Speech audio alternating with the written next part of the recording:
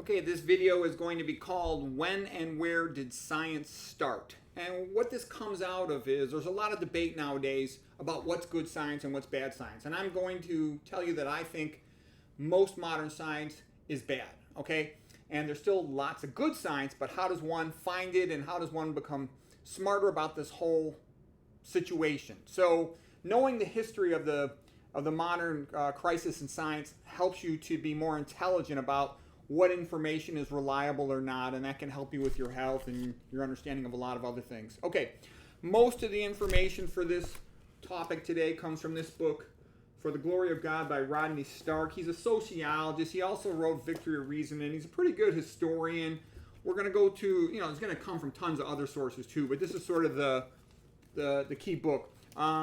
I abbreviated it FGG so I can show page numbers. If anybody else wants to read about it on their own, you'll be able to find the page numbers very quick. Okay, so science as we know it today, and by that it's meant where there's a hypothesis followed by experiments, followed by analysis of the results, and a subsequent development of a new theory or refinements of theory. Okay, what we consider modern science arose in medieval Christian Europe, and that's an important point because there's a lot of persons and corporations nowadays saying religion should have nothing to do with science. But the problem with getting rid of all religion in regard to science means it tends to lead to then there's no ethics. And when there's no ethics, the only goal is profit. And when the only goal is profit, then the consumer tends to be abused. So we'll talk a little bit about how this whole thing started. Edward Gibbon, he was an English Protestant. He wrote a book called The Fall of the Roman Empire, and he sort of was a major criticism of Catholicism, saying, basically when the Romans became Catholic, they turned into a bunch of pussies and they couldn't defend Rome anymore, and the barbarians kicked their ass, and then we got led into the dark ages of religious mysticism and superstition, and it was all primitive and backward and stupid until finally the smart English Protestants came along, and then there was the great development of science, and there was also the Enlightenment, okay, and that idea of trying to say the Middle Ages Catholics were a bunch of dumb shits, that also was big time pushed by Voltaire and the French philosophes. And all kinds of nonsense came out of this, claiming, for example, that Columbus didn't know the earth was round. The earth was known to be round. And by the way, I'm going to get into a lot of modern stuff too, but you have to have some of this historical background, I think, in order to understand the big picture of what's happening these days. Okay, so the world was known to be round by Aristotle, okay? That was known from the boats and the shipping and the shadows. Venerable Bede, 700 AD, Hildegard of Bingen, Thomas Aquinas, and all these other famous people, they all knew and everybody knew about it, that the earth was round. That's old news. But the big story that's not so well understood is what Voltaire and the atheist philosophers, how they tried to steal credit for science. And they were the ones that sort of tried to link the Middle Ages with the Dark Ages and primitive backwardness and stupidity, and claimed that their time, the philosophic group, was the true light of science, light as an enlightenment. The thing, though, was Newton, the greatest scientist who ever lived from the 1600s, he was like about the most devout guy who ever lived, too. And that's rather funny. He wrote as much about religion as anything else. Okay, and, the point I'm making is the philosophy of the philosophes, the French atheists of the 1700s, it led to the French Revolution, where 50,000 people were executed, 17,000 by the guillotine. And that's my point. I've seen this over and over. I've read tons of history, philosophy, science, and I have tons of experience as a physician and a scholar that atheist science leads to strategies on how to kill people, okay? It just leads to mass murder. And, sadly, the world is trending back down that path, and I hope it doesn't happen, but all I see is a lot of negative things. And so I'm going to help you to understand the philosophical, intellectual, and scientific background of some of this stuff so you can make wiser choices, and hopefully we'll all be better off. Christian theology was essential for the rise of science. The leading scientists of the 1500s and 1600s were overwhelmingly devout Christians who believed it their duty to comprehend God's handiwork. From Randy Stark, there's the book page number. Okay, now what about the Greeks? The Greeks did some good mathematical work for their time. Pythagoras, and his little magicians and whatnot, the Pythagorean theorem, early geometry, then Euclid, more advanced geometry, then Archimedes, the great engineer, give me a lever and I can move the world, eureka, I've got it. Okay, and now the pre-Socratics and Aristotle did some great speculation, but most of what they did was theoretical speculation. They really didn't do what we would consider modern science of, hypothesis, experiment, analysis of experiments, development of theories, and more experiments, okay? The Romans didn't have any great philosophers. Yeah, they had good builders, engineers, architects like Vitruvius, sure, but the Romans also had so many slaves. When you got tons of slaves to do everything, there's not a lot of incentive to try to make things more efficient, okay? Send the men off to work, steal the women. That's kind of the usual way slaves are handled, all right? In 732, Martel won a big victory over the Saracens, all right? He had advanced cavalry technology with armor, stirrups, a braced saddle, the Norman saddle, so they could ride with a lance. They had to brace their feet in the stirrups and have their backs braced by the Norman saddle in order to ram with the big lance. And that's how they conquered the Saracens at that time in 732. Europeans developed the horse collar so that the horse could pull a plow, and it was so much more efficient than the oxen, dramatically improving crop yields. Charlemagne and Alcuin promoted improved education. The Montessori's used to be called Alcuin Montessori's. Albertus Magnus and then Thomas Aquinas greatly developed the scholastic universities. The Catholics built the original universities. The Greeks didn't have big universities, or the Romans.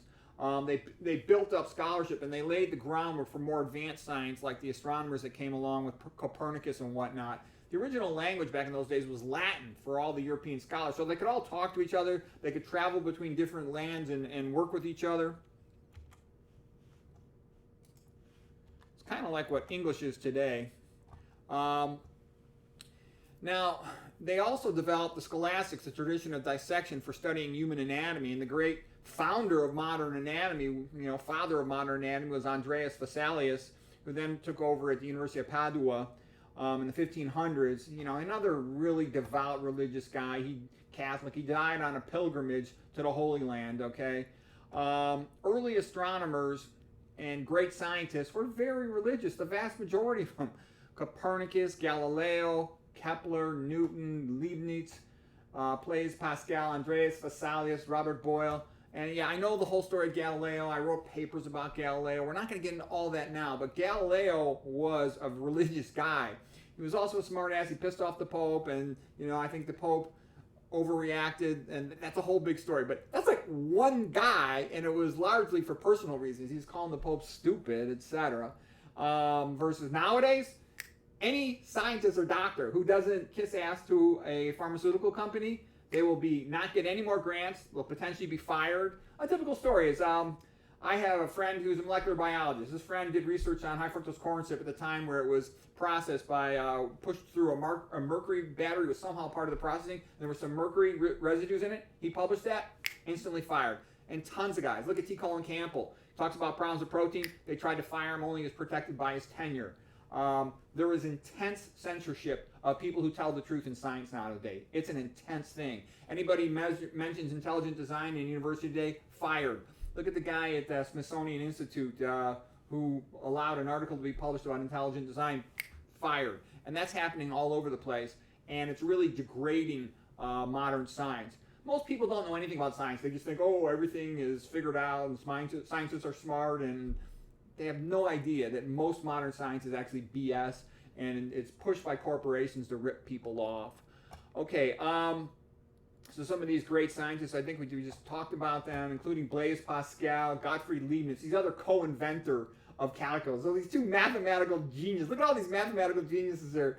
Isaac Newton, Gottfried Leibniz, Blaise Pascal, some of the smartest mathematicians that ever lived. The smarter and more scientific people are, the more religious they tend to be are. The biological scientists and physicists are a lot more religious than somebody who barely can make it through the humanities, okay? Because they don't really understand. When you start seeing how incredible and complex all this stuff is, you're like, holy crap, only God could do something like this. Okay, so here's just a quote, typical quote from Johannes Kepler from the 1500s to 1630. God created us in his own image so that we could share in his thoughts. That type of philosophy of the world and worldview leads you to want to study science, okay? He's the one who figured out that planetary orbits were elliptical rather than circular, so you no longer needed the epicycles. Okay, now here's Newton, greatest scientist who ever lived, and the guy who really got science going in an incredible way. 1665 was the miracle year. of Isaac Newton. So let's just look at a typical quote of Newton, who Voltaire tried to claim him with his atheistic philosophy. Here's typical Newton, okay? He who thinks half-heartedly will not believe in God, but he who really thinks has to believe in God. I have a fundamental belief in the Bible as the Word of God. Written by those who were inspired, I study the Bible daily. All my discoveries have been made in answer to prayer. Atheism is so senseless. When I look at the solar system, I see the Earth at the right distance from the sun to receive the proper amounts of heat and light. This did not happen by chance. Isaac Newton. And by the way, there's a whole set, numerous arguments called the fine-tuning arguments of astronomy. And there's also related arguments for origin of life, origin of complexity, and for moments in the history of the development of life on this planet that have what are called fine-tuning arguments that cannot be explained by anything other than God, okay? And you'll see the fine-tuning arguments are a very interesting thing. And the astronomy arguments and whatnot, they have nothing to do with life on the planet. Well, they do in terms of making it possible for life on this planet, but anyway, that's a whole other subject. We won't get into that now. All right, now here's Rodney Stark from his book again, the FGG. Only in Europe did alchemy develop into chemistry, astrology, and into astronomy. It's not a matter of, now this is Stephen Meyer, author of Darwin's Doubt, a world-famous scholar. Okay, it's not a matter of debate that science as we know it today arose in Europe. Edward Grant, another one of these scholar guys who study all this stuff. It is indisputable that modern science emerged in Western Europe and nowhere else. Science in its modern form arose in Western civilization alone because only the Christian West possessed the necessary intellectual presuppositions. Ian Barber is another scholar, researcher of relationships between religion and science. And the point I'm saying is, if you believe that there's no such thing as God, like a lot of these godless religions do, and that there's no point in studying, you might as well just meditate and try to empty your mind. There's no incentive to develop a big scientific university system, research system. There's lots of smart people in every country, but at this time in the world, other countries did not have a worldview that energized them. And other problems, look at China. China was screwed. It's been screwed for a long time. In China, when somebody would start to develop a technology and make some money, the mandarins would just steal it from them. So your property was not secure. So somebody would say, well, why try to develop a profitable technology when it would just be stolen from you? Okay, and a lot of places, a lot in the East, everything was flat. And when you have a big flat land body, a tyrant can just conquer everybody, kick their asses, make them obey, and if they do anything original or non-conventional, just, take it away from them. So the point I'm saying is one of the reasons why Greek actually developed a lot of free thought and debate was because there was a bunch of rocky, mountainous places and islands where they could be safe from being conquered readily, and they could have their own opinions, and they interacted with a lot of other cultures to develop ideas and technologies and stuff. So there was, even though they didn't develop formal science, the Greeks did learn a lot of stuff and do a lot of stuff because they had that type of setup. They didn't really have the worldview, though, for modern science. Aristotle did the best he could, but even Aristotle, who was protected by Alexander the Great, when Alexander the Great died, the Athenians, came after Aristotle. He had to flee, and he died soon afterwards, okay? All right, the mandarins in China, they would grow their fingernails as long as they could to prove that they were above manual labor. Manual labor was something all the lowlifes did, not them, the leaders of China in the ancient days. And it was kind of funny. Bertrand Russell, who was a brilliant guy, but sort of a pompous jerk, he said, oh, well, I'm surprised science didn't develop in China because their atheism and godless religion traditions would prevent them from having obstacles to development of religion. But you don't get it. That's exactly why they didn't develop religion. They didn't have a worldview that inspired them to it. And that was the same in a lot of places. And if you have a bunch of slaves, again, you're not motivated to develop technology like in Europe, like in Russia in the 1800s or in the 1900s. Basically, commie peasants aren't much different than serfs. So, anyways, in ancient Egypt, a bunch of slavery, what are they going to do? All right, this is the last slide here. So, religion does not have much influence on modern science. Have you ever heard of modern religions trying to, successfully getting a scientist fired? I've never heard of it in the modern world. Okay. The whole story of Galileo is totally misrepresented and exaggerated. That's a topic for another day, though. Religion doesn't do jack in science, medicine, okay? it's these giant corporations and atheist organizations who try to distort science. They do it all the time. Literally, a rich corporation can buy the journals. They own many of the journals. And then only scientists or doctors who play ball with them and promote their product are allowed to be editors. So peer review is kind of a joke. You can't be a peer reviewer at that corporation's journal unless you promote that corporation's product. So that's totally biased so-called science. So that's why somebody says peer-reviewed literature, that really doesn't mean much to me. Take a look at all the great nutrition doctors. Every single one of them is outside the university system. Look at McDougall, he's out in private practice, and nobody would even send him a patient, okay? Look at Esselstyn at Cleveland Clinic. They didn't want him. They tried to get him out of there. He had to take legal pressure in order to be allowed to even have a little daytime clinic there for nutrition. T. Colin Campbell, they tried to fire him, and it goes on and on, okay? The truth about health and nutrition, it is not welcome in the modern university or the modern atheist organization, all right? And that's what happens. If you've got humans are created in the image of the God, therefore they're partly divine, therefore we should be kind to them and care for them and, try to help them. You're obligated to do certain things. You're obligated to tell the truth. I actually believe that stuff. That's why I'm trying to help all the proles, okay? But nobody ever listens to me. And what I'm trying to say is, if you get rid of all that stuff, why help the proles? Look at what Nietzsche said about Christianity. He said, Christianity is a religion of slaves, an inferior people. Why should superior people be influenced at all by this religion of slaves and pathetic inferiors, okay? And what I'm trying to say is, rich corporations aren't that different, okay? Their attitude is, why should we do anything that's going to decrease our profits? These are just consumers. We have no obligation to them. From a Darwinian point of view, they're just talking primates, okay? And a lot of harsher things have been said by other atheist organizations, like Germany in the 1930s, okay? Like Stalin's Russia. People are just, vermin. Anybody that they don't like is vermin, useless eaters, life not worth living, okay? And they really don't care what they do to you. And that's what happens. People get dehumanized once you get away from that creating the image of God worldview. Okay, look at the psychiatrists, all these pediatric psychiatrists, basically poisoning kids for attention deficit with stimulants and then the so-called, mood disorders, mood stabilizers. It's pretty easy. Anybody can look at the books and see this, but no one does anything about it. It's allowed to go on because the truth is no one really cares about all these poor kids. A wealthy, educated person, they'll read the books for themselves and they'll say, hey, these medications are BS. I'm not going to give this to my poor kid. Versus, average person's ignorant, doesn't know anything, and their kids get put on all these toxic things that cause brain damage over time.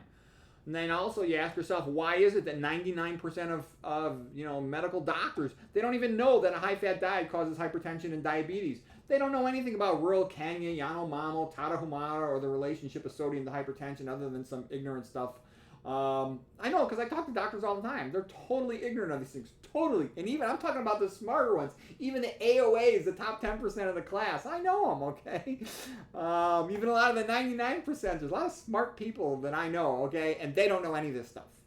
And so what I'm trying to say, they've been trained by a system where there's no value in seeking this knowledge. No one even keeps track of results for almost everything.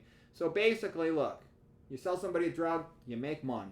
You teach them how to educate themselves and improve their health, you don't make any money. So why do it, okay? The only reason to do it is because you care about them and you care about good results, okay? It'd be good if they actually published physicians' outcomes, for diabetes, for hypertension or something, because then there'd be pressure to get better results. Currently, no. You follow the guidelines, you make your money, you go home. And you can talk about very low-fat diet, and it's also because of the patients. They're so lazy and uncurious that even if you tell them how to improve their health, they don't want to do it.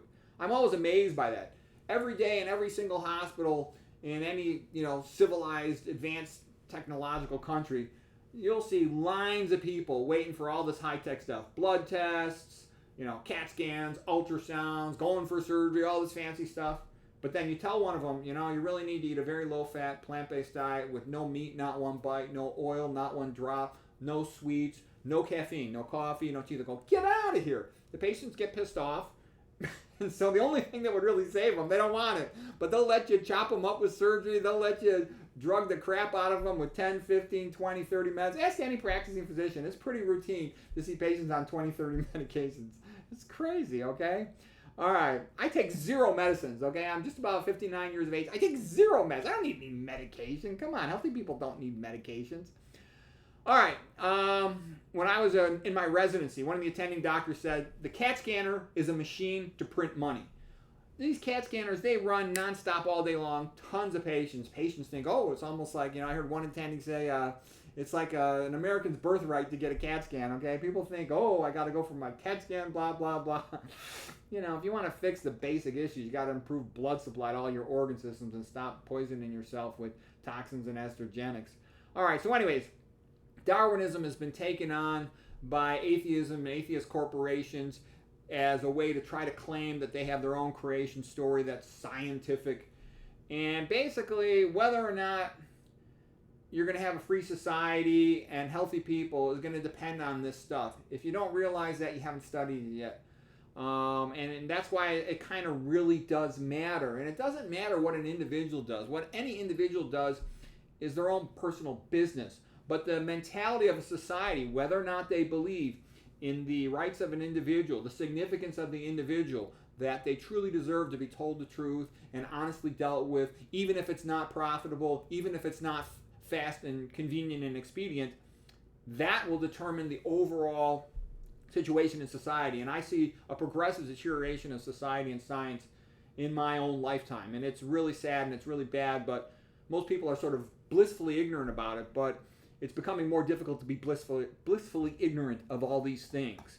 Okay, Christianity says humans are created in the image of God and thus partly divine, entitled to rights, equal before God. A Christian worldview provided inspiration. And don't get me wrong, I think there's tons of stupidities and problems with Christianity. All of that I get. But I also get that it does produce a worldview that values the individual, including the poor people, the mentally retarded, all these people. They are equal in the eyes of God, and that leads to an obligation to be honest and nice to them and tell them the truth and try to help them. So here's Rodney Stark continuing. Christianity depicted God as rational, responsive, dependable being who is a responsible, rational being, and the universe as his personal creation, thus having a rational, stable structure, the universe, and it was awaiting human comprehension. And science arose in Europe because of so that's Rodney Stark, the author of this book. And then the other guy who was big on this is Alfred North Whitehead. He was partners with Bertrand Russell around 1900, and the significance is he had a breakaway from Bertrand Russell. Bertrand Russell promoted this atheistic view of the world, even though he did respect and recognize a lot of the benefits of Christianity. Whitehead sort of contradicted him, and he said, look, science arose in Europe because of the widespread faith in the possibility of science. Derivative from medieval theology, the belief that every detailed occurrence can be correlated with its prior antecedents in a definitive manner because God was rational. That's sort of the big point. Because God was rational, we have a rational universe, and we are created in his image. Therefore, we can be creators. Therefore, we can understand his creation. He wants us to. That's why he made us like him in some ways. So all of that leads to this energization of the population to try to learn science, or at least of the scientists, okay? And when you believe that man is created in the image of God, you care about people and you respect them. You're obligated to. And you don't poison them, you don't rip them off, all right? When there is no God, there's just competing groups, and each competing group tries to make more money for themselves, and so what if they abuse, rip off the other group, which they label as inferior and dehumanize? So anyways, just showing the historical background on this. I hope that was useful to you.